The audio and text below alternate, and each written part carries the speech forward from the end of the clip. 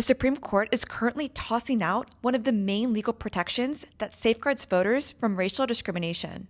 The Voting Rights Act, passed in 1965, is considered the legislative crown jewel of the Civil Rights era. But over the past 60 years, it has faced numerous attacks. Recent history is no exception. For example, in the 2013 case Shelby County v. Holder, the court gutted Section 5 of the law, which required states with a history of racial discrimination to get federal approval before changing their voting maps or election rules. The elimination of Section 5 increased the turnout gap between voters of color and white voters. Justice Ruth Bader Ginsburg famously said that decision was like throwing away your umbrella in a rainstorm because you are not getting wet.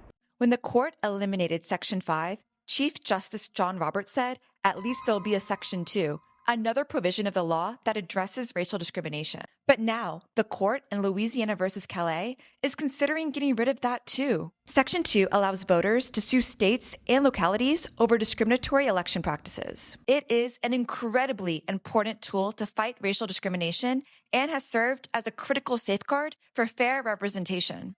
And its removal would give Americans no legal recourse to challenge unfair voting laws. This decision would be especially concerning as states begin their redistricting process ahead of next year's election. No matter the outcome of this case, voting affects all of us. We need to show up in our communities, stay informed, and make our voices heard. Click the link in our bio to learn more.